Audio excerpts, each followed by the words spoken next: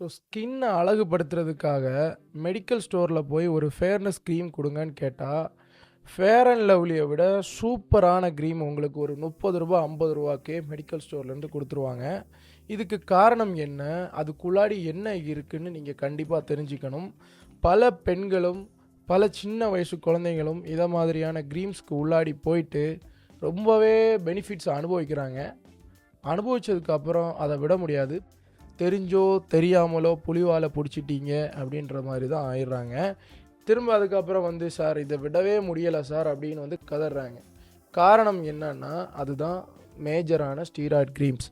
கார்டிகோ ஸ்டீராய்ட்ஸ்ன்ற இந்த ஸ்டீராய்ட்ஸ் நம்மளுடைய இம்யூன் சிஸ்டத்தை சப்ரஸ் பண்ணுறதுக்கும், சொரியாசிஸ் பல ஆட்டோ இம்யூன் கண்டிஷன்ஸ்க்காகவும் இல்லை இன்ஃப்ளமேஷன் அதிகமாக இருக்கிற வாதம் சம்மந்தமான பிரச்சனை இருக்கிற பேஷண்ட்ஸுக்கும் இந்த கார்டிகோ ஸ்டீராய்ட்ஸை கொடுக்கும்போது இன்ஃப்ளமேஷன் குறையுது. இதே மாதிரியான க்ரீமை ஃபேஸ்லேயும் பாடியிலெல்லாம் அப்ளை பண்ணும்போது பாடியோட இன்ஃப்ளமேஷன் குறையும். இந்த இன்ஃப்ளமேஷன் குறையிறதுனால இந்த ஸ்டீராய்டு க்ரீம்ஸ் பல பெயர்களில் இருக்கும். அதை நீங்கள் அடையாளம் காணணும். ஸோ இந்த மாதிரியான 50 ரூபாயிலிருந்து 120 150 பல பரிமாணத்தில் இந்த ஸ்டீராய்ட்ஸ் க்ரீம்ஸ் இருக்கும். அதுக்கு பேர் brand name skin light, skin cute, skin fire இப்படின்ற பேர் இருக்கிறதுனால நமக்கு தெரிஞ்சது ஸ்கின்னை க்யூட் பண்ணும், ஸ்கின்னை அது பண்ணும் இது பண்ணுன்ற பேர் மட்டும் தான் பார்ப்போம், இருக்கிற கெமிக்கலை பார்க்க மாட்டோம். ஸோ இந்த ஸ்டீராய்ட்ஸ் க்ரீம்ஸில் பல ஸ்டீராய்ட்ஸ் இருக்குது. கார்டிகோ ஸ்டீராய்ட்ஸ்லேயே இதுதான் அப்படின்றது கிடையாது. ஸோ ஓவரலாக எடுக்கிறது டெக்ஸாமெதாசோன், பிரெட்னிசோலோன், டெஃப்லோசோகோட் இப்படி நிறைய பெயர்களில் இருக்குது. அதே மாதிரி தான் ஃபேஸில் அப்ளை பண்ணுறதுலேயும் நிறைய ஸ்டீராய்ட்ஸ் இருக்குது. அதோட ஆக்ஷனில் சின்ன சின்ன சேஞ்சஸ் இருக்குமே தவிர மேஜரான ஆக்ஷன் எல்லாமே இந்த இன்ஃப்ளமேஷனை சப்ரஸ் பண்ணுறது தான். உதாரணத்துக்கு குளோபிட்டோசோல், ஒமிட்டோசோன், ஸோ இந்த மாதிரி இன்னும் நிறைய டெசோன் இருக்குது. இதெல்லாமே ஃபேஸில் அப்ளை பண்ணக்கூடாது. தற்காலிகமாக ஒரு நாள் 2 நாள் யூஸ் பண்ணிக்கலாம்.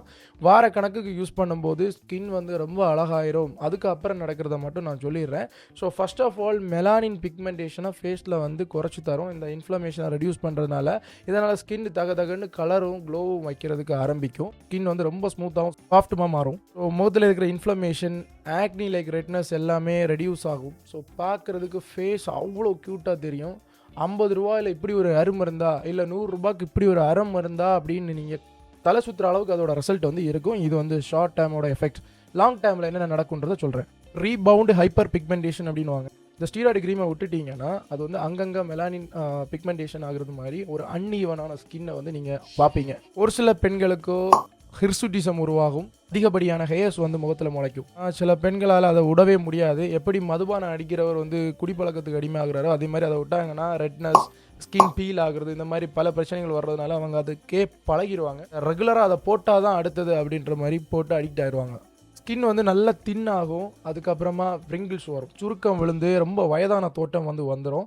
ஏன்னா இது லாங் டைமில் கொலாஜனை சப்ரஸ் பண்ணிடும். ஃபேஸ் நல்லா பளபளப்பாகவும் ஃபேஸ் நல்லா ஆரோக்கியமாக இருக்கிறதுக்கு கொலாஜன் ரொம்ப தேவை. ஸோ அதை சப்ரஸ் பண்ணுறதுனால பார்க்குறதுக்கே சுருக்கு விழுந்து ரொம்ப வயதான தோட்டம் தெரியும். ஸ்டீராய்டு இன்டியூஸ் ரோசாசியான்ற ஒரு கண்டிஷன் இருக்குது. அதுவும் விசிபிள் பிளட் வெசல்ஸ் எல்லாம் வெளியில் தெரிகிற அளவுக்கு ஃபேஸ் அலங்கோலமாயிரும். சிலவங்களுக்கு சிஸ்டமேட்டிக் அப்சார்ஷனும் நடக்கும். லாங் டைமில் அதிகமான ஸ்டீராய்ட்ஸ் ஃபேஸில் எடுக்கும்போது அது பாடிக்கு உள்ளேயும் அப்சார்வ் ஆகும். இதனால் வெயிட் அதிகமாகும், மூட் சேஞ்சஸ் வரும், ஹார்மோனல் இம்பேலன்ஸ் உருவாகும், வேறு சில உடல் உபாதைகள் வரும். அதே மாதிரி ஆக்னி அண்ட் அதர் இன்ஃபெக்ஷன்ஸும் வரும். ஃபங்கல் இன்ஃபெக்ஷன் உருவாகும். ஏன்னா இம்யூன் சிஸ்டத்தை அது சப்ரஸ் பண்ணும் அந்த இடத்துல. ஸோ லோக்கலாக இம்யூன் சிஸ்டம் லாங் டைமில் சப்ரஸ் பண்ணும்போது இதெல்லாமே திரும்ப விகோரியஸாக உருவாகும். ஒரு சிலருக்கு ஃபங்கல் இன்ஃபெக்ஷன் ஏதாவது மைல்டு ப்ரோன் இருந்துச்சுன்னா ரிங்வார்ம் இன்கக்னிட்டோன்னு ஒரு கண்டிஷன் இருக்குது. பல மடங்கு வீரியமாக அந்த ஃபங்கல் இன்ஃபெக்ஷன் எந்த இடத்துல சப்ரஸ் பண்ணப்படுதோ அங்கே வரும். நான் விழுந்த இடத்துல அடிப்பேனான்ற மாதிரி தான் அந்த ஃபங்கஸ் எந்த இடத்துல ரொம்ப சப்ரஸ் பண்ணப்பட்டதோ அந்த இடத்துல அது எகிரி குதிக்கும். ஸோ அந்த மாதிரியான மோசமான கண்டிஷனையும் உருவாக்கும். ஸோ கடைசியாக ரொம்ப மோசமான ஸ்கின் அட்ரோபி வரைக்கும் இழுத்துட்டு போகும். கொஞ்ச நாள் யூஸ் பண்ணிட்டு நிறுத்தினாங்கன்னா 3 to 6 மந்தில் வெளியில் வந்துடலாம். இல்லை ரொம்ப பெர்மனெண்ட்டாக டேமேஜ் ஆச்சுன்னா நிரந்தரமாக இதை மாதிரி ஃபேஸ் ஆயிரும். ஸோ அட்ரோபி வரைக்கும் இழுத்துட்டு போயிடும். முடிஞ்ச வரைக்கும் இதை மாதிரி எல்லாம் போடாமல் குளூட்டோத்தியான் இந்த மாதிரி சேஃபான ஆல்டர்னேட்டிவ்ஸ் நிறைய இருக்குது. இதில் எல்லாம் ஆன்டி ஆக்சிடென்ட்ஸ் தான். இதெல்லாம் ஸ்டீராய்டு மாதிரி சைட் எஃபெக்ட்ஸ் வராது. சேஃபான ஆல்டர்னேட்டிவ்ஸை ஃபேஸில் யூஸ் பண்ணிக்கலாம். விட்டமின் சி யூஸ் பண்ணிக்கலாம். விட்டமின் சி சீரம் யூஸ் பண்ணிக்கலாம். அதெல்லாம் உங்களுக்கு ஹெல்ப் தேவை அப்படின்னா அதெல்லாம் என்னை காண்டாக்ட் பண்ணுங்கள், நான் உங்களுக்கு ஹெல்ப் பண்ணுறேன். ஸோ நம்ம கிளினிக்லேயே நமக்கு உங்களுக்கு கன்சல்டிங் தரலாம், இல்லை உங்களுக்கு காஸ்மெட்டிக்ஸ் வேணாலும் நம்ம அரேஞ்ச் பண்ணலாம். ஸோ முடிஞ்ச வரைக்கும் சேஃபானதாக ட்ரை பண்ணுங்கள். தேவையில்லாத அவாய்ட் பண்ணுங்கள். இதான் உங்களோட ஸ்கின்னுக்கும் உங்களோட ஹெல்த்துக்கும் பெட்டர்.